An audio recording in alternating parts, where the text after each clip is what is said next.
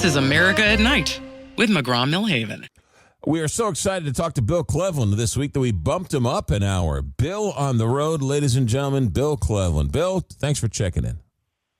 I don't believe that for 1 minute.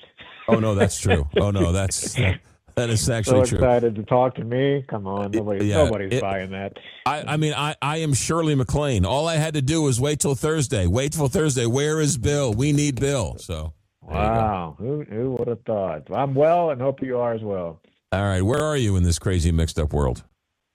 I'm in the great state of Utah, where it's pretty calm and quiet, and have you been to Utah? I've just driven through Utah, and I went to the Olympic opening ceremony. I spent a couple days in Salt Lake City, which was beautiful, and the people could not have been any nicer. Yeah. So I'm in the southeast, the southeast corner of Utah. One of the few places I haven't been yet, and decided to check some things out here. I'm actually at a place called the Desert Rose Resort, and let me tell you something. If you're planning to be in southeast Utah like this coming spring or summer, you have to look at this, McGraw. I posted some photos on my Bill on the Road Facebook page of this place.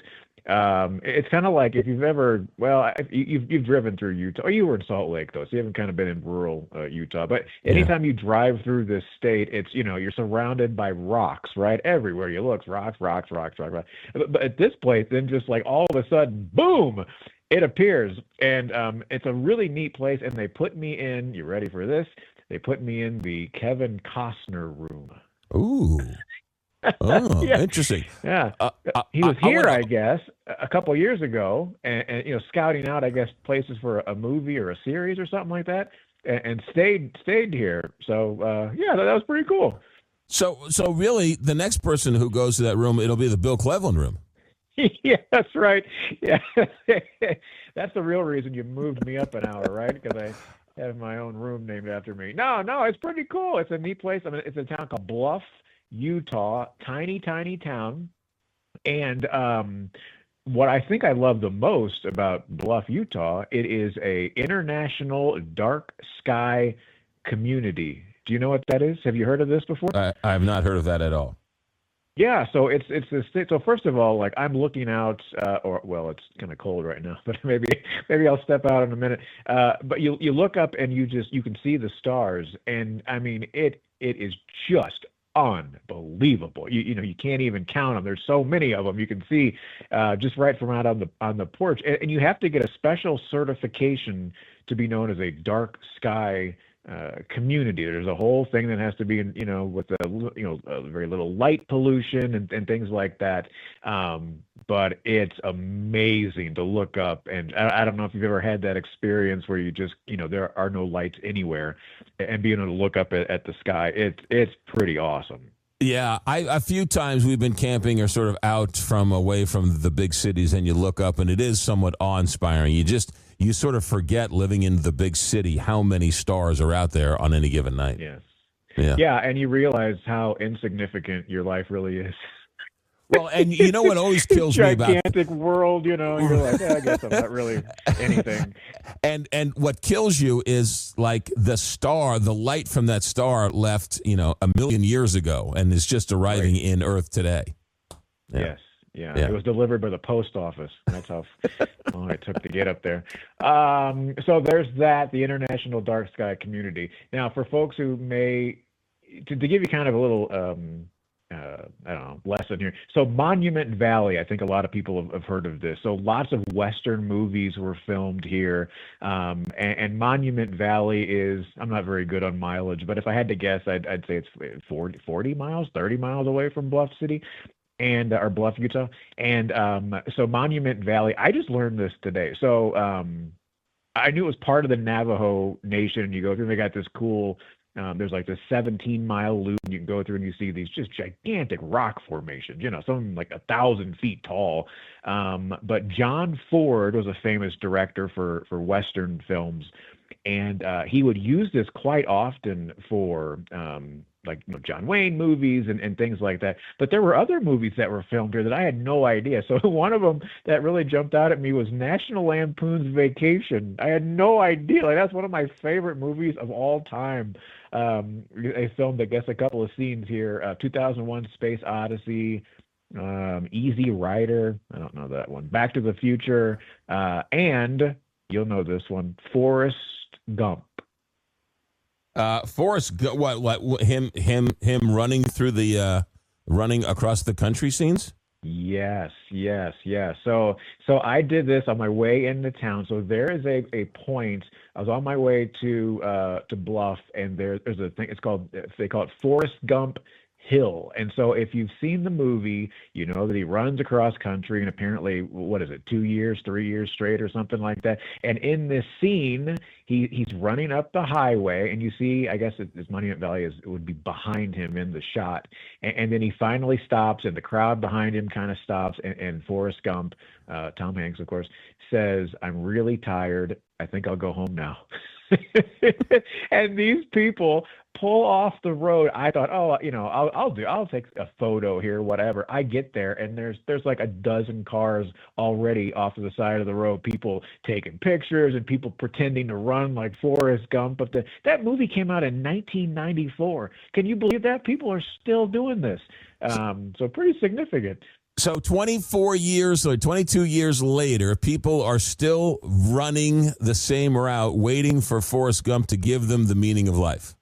They are waiting, and I thought a dozen cars was a big deal. I talked to a local and was like, oh, that's nothing. You should see it like spring and summertime. It's just people are just everywhere, pulled off the highway, taking their picture with with those rock formations behind them on the highway. And I didn't do any reenacting, or I just I got my little tripod out and tried to safely get my picture before a car comes flying down the highway. Monument Valley, it's got those individual type rock formations. They're sort of very unique and very original, and that's why I guess so many movies. But National Lampoon, was that the one where the station wagon went over the cliff and into the dirt or desert or whatever? I was trying to. Well, so if you really don't know the movie, that's my favorite movie of all time. Chevy Chase, he goes across country, leaves Chicago, heads to Wally World in California,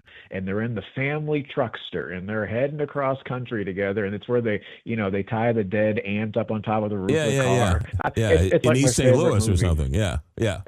North St. Louis, that's correct. Yep. Yeah. And so, so I don't know though which scene was filmed there. You're right. There's one scene where they fly off, like he's like racing a truck or something like that, and then flies off into the dirt. I don't know which scene. I didn't quite dig that far down the rabbit hole. I just saw it on the list and thought that was kind of cool. That was filmed there. Back up a second. Shame on you for not knowing Easy Rider, one of the great movies of all time. Dennis Hopper, Peter Fonda, Jack Nicholson. One of the great movies of all time. Shame on you for not knowing that. It looks like it came out in 1969, so that's really more your age group. I'm not quite, all right, that's enough. That's enough. That's enough. Not quite that far back. All right, Monument Valley. So you can do a loop around Monument Valley then. Yeah. Yep. You can do a loop. There's another loop for folks who are headed down that way. And by the way, so Monument Valley, there's like a fee to get in. There's a car fee, and then you pay like $8 a person or whatever to go through. And it's like I said, it's on the Navajo Nation land or whatever. But there's one called Valley of the Gods, which is, again, I would say maybe 15, 20 miles down the road. And this one's absolutely free. It's very peaceful because not a lot of people, I guess, know about it. But it's kind of the same thing. I will say the rock formations probably aren't quite as grand, but it's still really awesome. And you do this drive. It's also 17 miles. And I'm telling you, man, it is rough, though. After 17 miles, they should have opened up a chiropractic office at the end of the gate there, because your back is just like, it's bumping up and down, up and down and bumping. But it's cool, and there's not as many people around. You can pull off. You can get out, do a little hiking if you want. I got some really cool pictures. It's awesome. All right. And so was there? I'm on your I'm on your website, BillOnTheRoad.com. You're standing in front of the vacation station wagon. That wasn't on this trip, was it? No, but that's interesting timing. That station wagon is in a museum in, oh, what's the name of the town? Well, you have it in front of your whatever town. It's in a museum in northern Illinois, not too far from Chicago. And some guy has collected movie cars, and he has the family truckster in his collection. But no, yeah, I'm telling you, been everywhere. It also has on the side honky lips.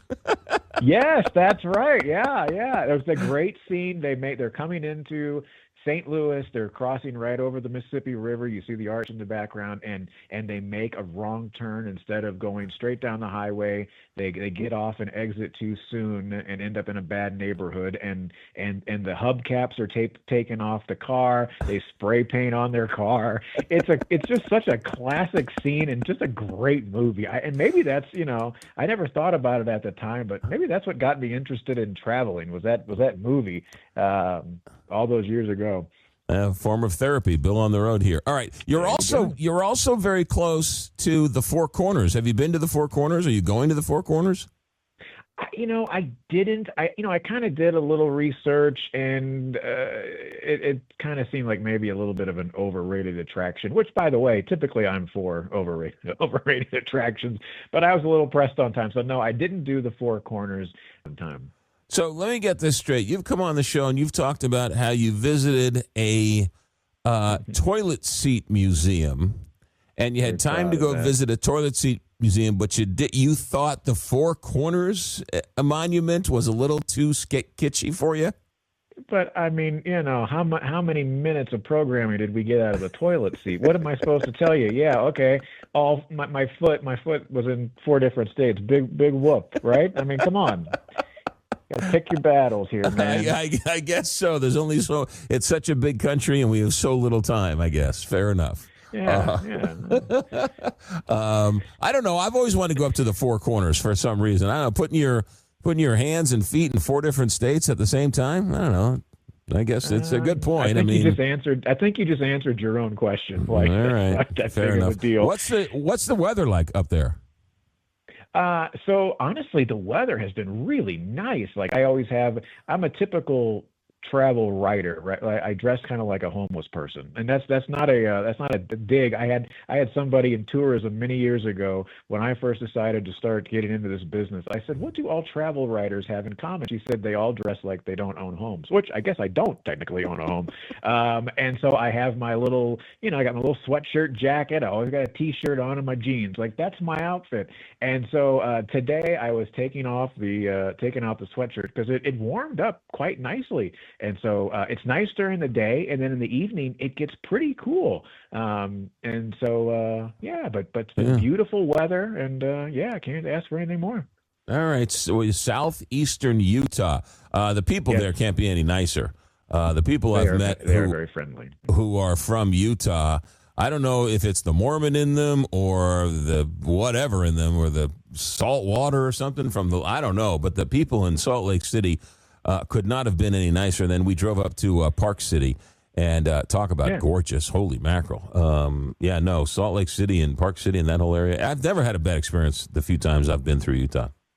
Yeah, well, the big thing, and maybe we'll talk about this one day, and I know there's this article on my website, but Utah is home to what they call the Mighty Five. And so there are 5 national parks in Utah, and you can do all 5 of them on a single road trip. And that is unbelievable. I mean, that is such an awesome road trip. And you've probably heard, Arches National Park and Canyonlands and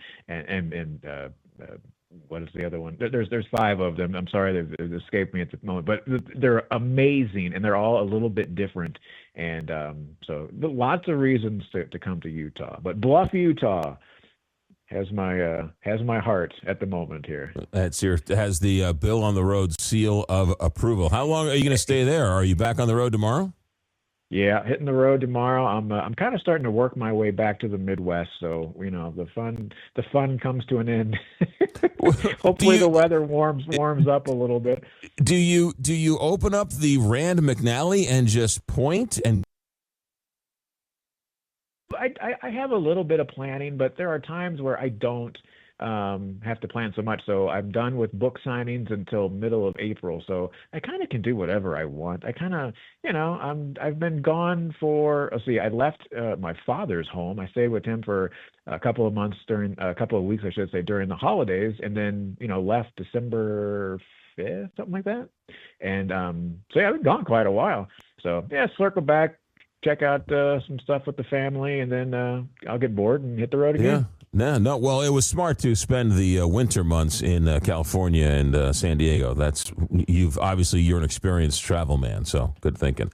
All right, the website is BillOnTheRoad.com. You can find out all fine bookstores. Also, BillOnTheRoad.com. BillOnTheRoad.com. Bill Cleveland every Thursday night with us. Stay right there. America at Night. Back in a moment.